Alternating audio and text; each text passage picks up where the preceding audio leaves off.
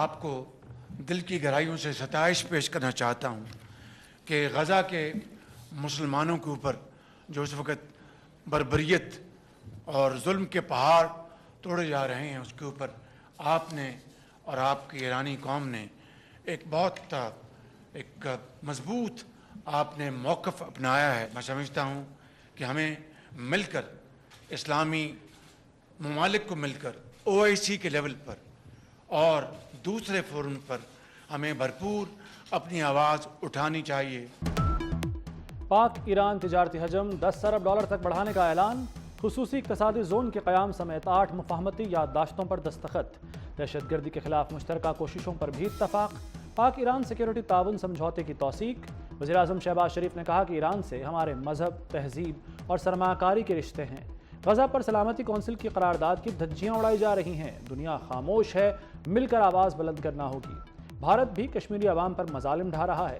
ایرانی صدر Ebrahim Raisi نے کہا کہ پاک ایران تعلقات کوئی منقطع نہیں کر سکتا، دہشت گردی کے خلاف دونوں ممالک کا تعاون ناگزیر ہے۔ غزہ میں مسلمانوں کی نسل کشی کی جا رہی ہے، فلسطینیوں کی حمایت پر پاکستان کو سلام پیش کرتے ہیں۔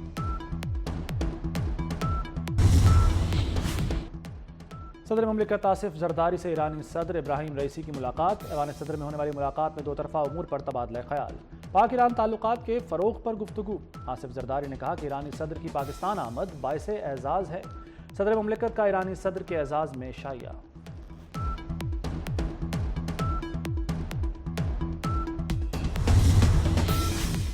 ایرانی صدر ڈاکٹر ابراہیم رئیسی سے army chief general Asim Munir کی ملاقات، باہمی دلچسپی کے امور پر تبادلہ خیال، علاقائی امن کی صورتحال اور بارڈر سیکیورٹی پر بھی گفتگو۔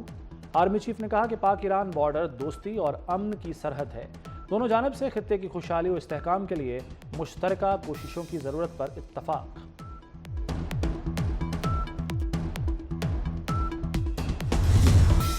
ایرانی صدر ابراہیم رئیسی کا دورہ، چشم ماں روشن، دل ماں شاد، وزیراعظم ہاؤس آمد پر ایرانی صدر کا شایان شان استقبال، مسلح افواج کے دستے نے گارڈ آف آنر پیش کیا۔ وزیراعظم شہباز شریف نے وزراء کا ایرانی صدر سے تعارف کرایا، ایرانی صدر نے وزیراعظم ہاؤس میں پودا لگایا۔ ایرانی صدر سے وزیر خارجہ اسحاق ڈار کی ملاقات، دو طرفہ تعلقات کے فروغ پر بات چیت۔ معزز مہمان آج لاہور اور کراچی کا دورہ کریں گے، لاہور اور کراچی میں عام تعطیل ہوگی۔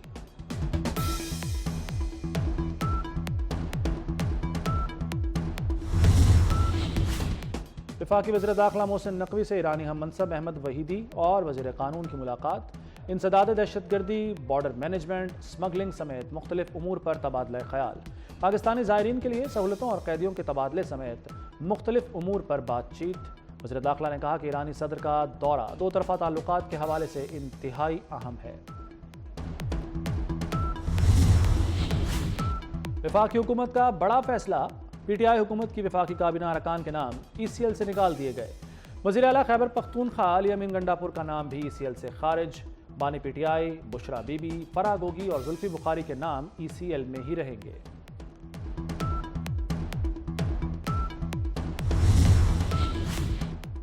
خیبر پختونخوا میں دو الگ الگ انٹیلیجنس آپریشن، 11 دہشت گرد ہلاک، ڈیرہ اسماعیل خان میں آپریشن کے دوران 10 دہشت گرد مارے گئے، دوسرا آپریشن شمالی وزیرستان میں کیا گیا، 1 دہشت گرد ہلاک۔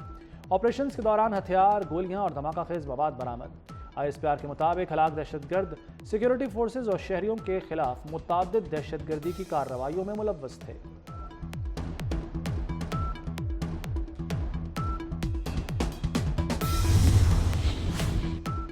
سابق وزیر اعظم نواز شریف کا 5 روزہ دورہ چین، قائد مسلم لیگ نون لاہور سے چین روانہ، چین کی اعلیٰ شخصیات سے اہم ملاقاتیں کریں گے، CPEC کی وسعت و بحالی میں کردار ادا کریں گے، چین کی بڑی کمپنیوں کے سربراہان سے ملاقاتیں شیڈول۔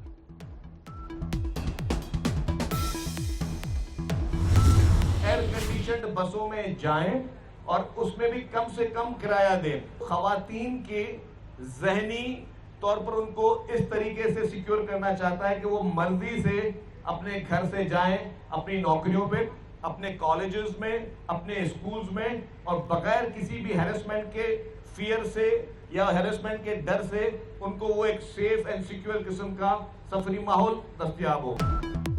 کراچی میں خواتین کے لیے 2 ماہ تک پنک بس سروس مفت ہوگی، وزیر ٹرانسپورٹ شرجیل میمن نے پنک بس کے نئے روٹ کا افتتاح کر دیا، کہتے ہیں ترقی یافتہ ممالک میں بھی خواتین کے لیے ٹرانسپورٹ کی علیحدہ سہولت نہیں، خواتین کا اے سی بسوں میں سفر موٹر سائیکل سے بھی سستا ہوگا۔ فریال تالپور کی بہترین سفری سہولت دینے پر شرجیل میمن کی تعریف، کہا کراچی کے لیے زبردست ٹرانسپورٹ نظام لانا قابل تعریف ہے، عوام کو جدید ٹرانسپورٹ کی سہولت دینا بلاول بھٹو کا ویژن ہے۔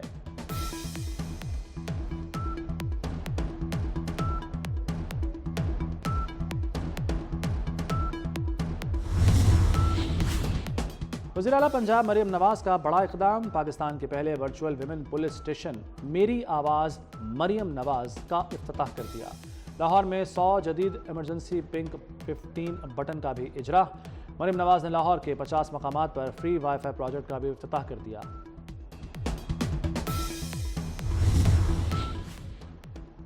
اسلام آباد ہائی کورٹ کے 6 ججز کے خط کے معاملے پر اہم پیش رفت، چیف جسٹس اسلام آباد ہائی کورٹ نے فل کورٹ اجلاس طلب کر لیا۔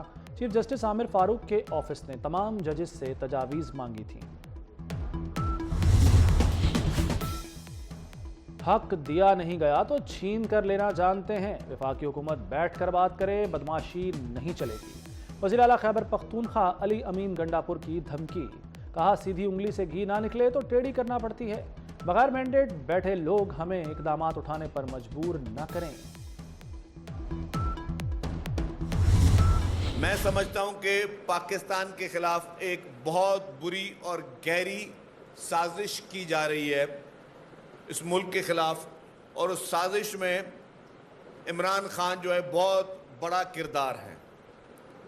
پاکستان کے خلاف اس سازش میں جس میں نقصان جو ہے وہ پاکستان کو پہنچایا جا رہا ہے۔ 2018 کی الیکشن میں ریکارڈ دھاندلی کر اس ملک کا وزیر اعظم بنایا۔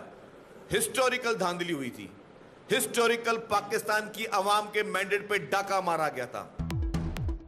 ملک کے خلاف گہری سازش کی جا رہی ہے، بانی پی ٹی آئی ملک کے خلاف سازش کر رہے ہیں۔ وزیر اطلاعات سندھ شرجیل میمن کی کڑی تنقید، کہتے ہیں بانی پی ٹی آئی کسی جماعت کو نہیں ملک کو نقصان پہنچانا چاہتے ہیں۔ 2018 کے الیکشن میں دھاندلی کی گئی، منی گالا سے وزیر اعظم ہاؤس تک ہیلی کاپٹر پر 1 ارب روپے خرچ کیے گئے۔ بانی پی ٹی آئی نے ایمانداری کے لبادے میں تاریخی کرپشن کی۔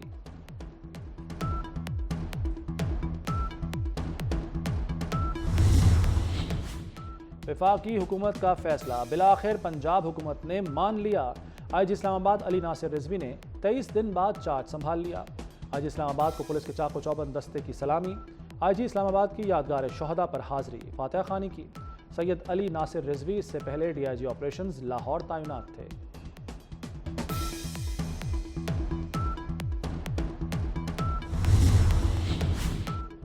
ہر صورت دہشت گردی کا خاتمہ چاہتے ہیں، صوبے میں امن و امان کی بحالی، ڈرگ مافیا کا خاتمہ بھی اہم ترجیح ہے۔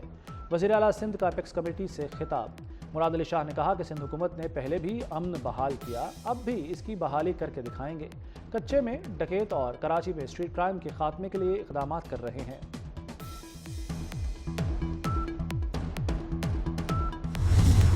خاتون کا موٹر وے پولیس اہلکار پر گاڑی چڑھانے کا واقعہ، ویڈیو سوشل میڈیا پر وائرل۔ ترجمان موٹر وے پولیس کا کہنا ہے کہ واقعہ 1 جنوری 2024 کو پیش آیا۔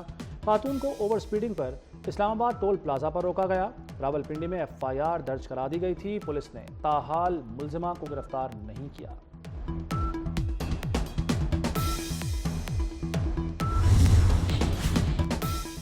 پاڑی فیلڈ کے کنویں سے تیل اور گیس کے نئے ذخائر دریافت، نئی دریافت سے یومیہ 1040 بیرل خام تیل حاصل ہوگا، یومیہ 25 لاکھ مکعب فٹ گیس حاصل ہوگی۔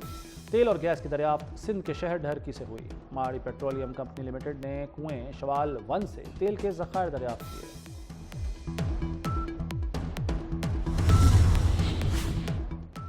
مسلمانوں کو گھس بیٹھا کہنے پر نریندر مودی کے خلاف خود بھارتی شہریوں کا احتجاج، بھارتی الیکشن کمیشن کو 18,000 شہریوں کا خط، نفرت انگیز تقریر پر وزیر اعظم مودی کے خلاف کارروائی کا مطالبہ، کہا نفرت انگیز تقریر، مذہبی امتیاز اور غیر منصفانہ طریقوں سے بھارتی عوام کی تقسیم روکیں۔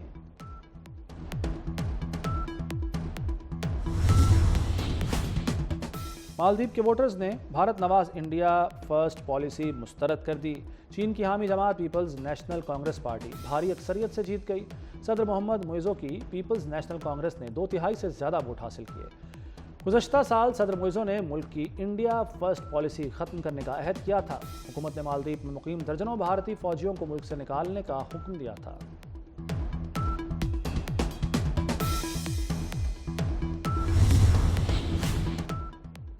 अमेरिका, चीन, रूस, भारत और सऊदी अरब दुनिया में सबसे ज़्यादा दिफाई अखराजात करने वाले ममालिक की फहरिस्त में शामिल Stockholm international Peace Research institute की सालाना रिपोर्ट में दर्जाबंदी।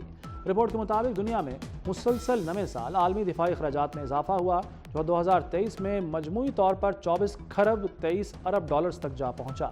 2022 में पाकिस्तान दिफाई अखराजात की आलमी दर्जाबंदी में 24वें नंबर पर था, अब इसका 30वां नंबर है।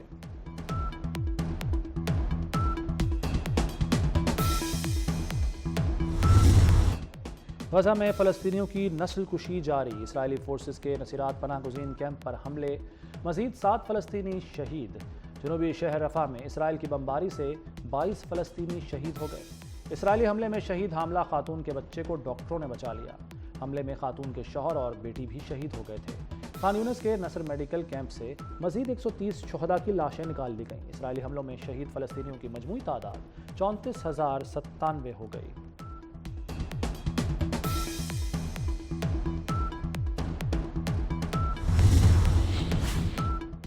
हमास हमला रोकने में नाकामी, इसराइली मिलिट्री इंटेलिजेंस के सरबराह मुस्ताफ़ी। मिलिट्री इंटेलिजेंस के सरबराह ने 7 अक्टूबर को हमास हमला रोकने में नाकामी की जिम्मेदारी कबूल की थी। हमले में तकरीबन 1200 इसराइली हलाक हुए थे। हमास ने 250 अफराद को यरगमाल भी बना लिया था। भारत शदीद गर्मी की जद में आ गया। कई शहरों में हीट वेव की वजह से दर्जा हरारत 46 डिग्री सेंटीग्रेड तक जा पहुंचा। भारतीय टीवी एंकर हीट वेव की खबर पढ़ते हुए बेहोश हो गई। और अक़वाम मुत्तहिदा ने 2024 को ऊंटों का आलमी साल करार दे दिया। फ्रांसीसी फेडरेशन ने बैनुल अक़वामी कैमल ऑर्गेनाइजेशन के ताउन से ऊंटों की परेड कराई। पाकिस्तान, सऊदी अरब समेत कई ममालिक की शिरकत। तकरीब को सऊदी वज़ारत सक़ाफ़त और कैमल क्लब ने स्पॉन्सर किया।